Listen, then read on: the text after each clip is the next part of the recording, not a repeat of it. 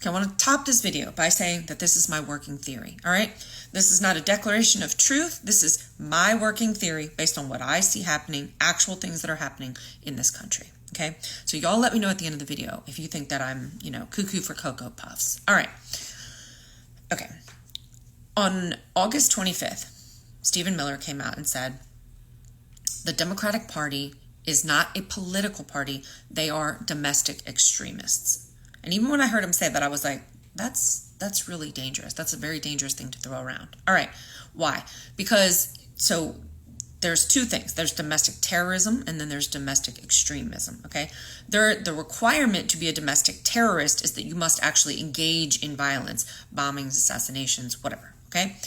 And domestic extremism does not require an act. They can say, if they thought you were involved in the planning or if you even supported it, kind of look at like how they were arresting the college kids, right? Who were writing like pieces in their newspapers about being supportive of Palestine. Okay, same idea, all right? So when you say, now we're not talking about some, freaking pundit, all right? We're talking about Stephen Miller, Donald Trump's right-hand man. And if you are actually paying attention, then you would know that he's one of the chief people actually running things there at the White House, okay? He said the Democrats are not a political party, okay? Which would, of course, come with inherent first right protections of speech, okay? They are a domestic extremist group, okay? Let me tell you why that's bothersome. The people that make that designation, because there is no formal designation, right? It's sort of a subjective term used by who? Department of Homeland Security and the FBI, run by completely unserious people, Kristi Noem and Kash Patel, all right, who are absolutely on their knees for Donald Trump. So here's what could happen. Donald Trump could pressure the Department of Homeland Security and the FBI, which he wouldn't have to apply very much pressure, and say, I want you, the Democrats are now domestic extremists, right?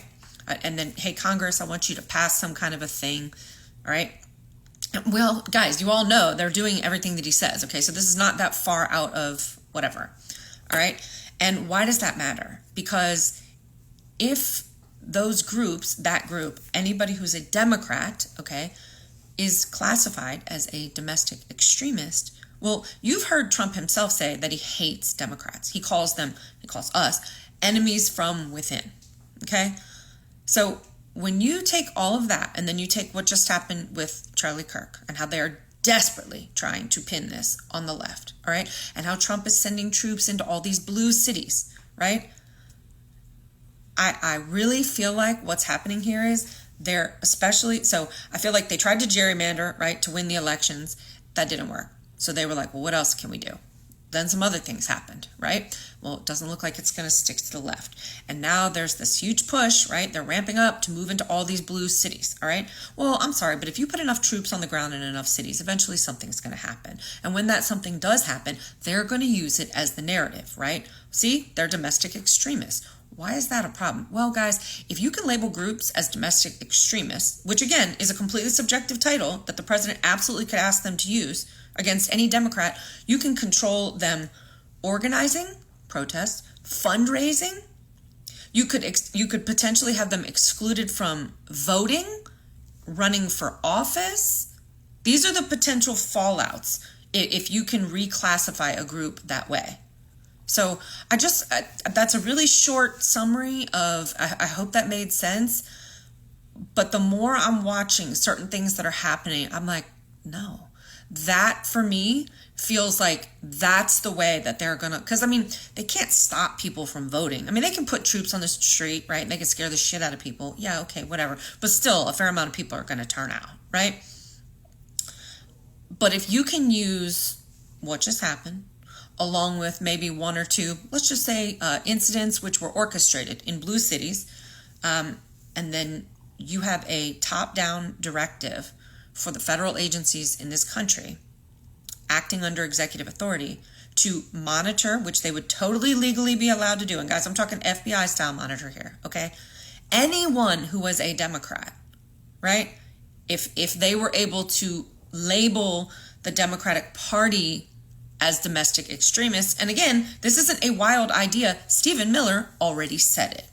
So I just want to be clear about all the fault. That means people could lose their jobs, right? I mean, there are so many ways in which that could be used to completely, I just want to make sure I'm not like, I don't want to put pretty window dressing on it. What I'm saying is this is how they could use reclassifying Democrats as domestic extremists to consolidate Republican power indefinitely. That is what that's, again, it's just my working theory. I think that that's how they're going to attempt to hold on to power, especially with the midterm elections on approach and the things that they have done not really working for them. They tried to gerrymander and Gavin Newsom was like, bet, hold my beer. Him and a couple others. So y'all let me know what you think. If I'm missing something, it's fine. Let's open a dialogue. But I cannot shake the feeling that that's what's happening here.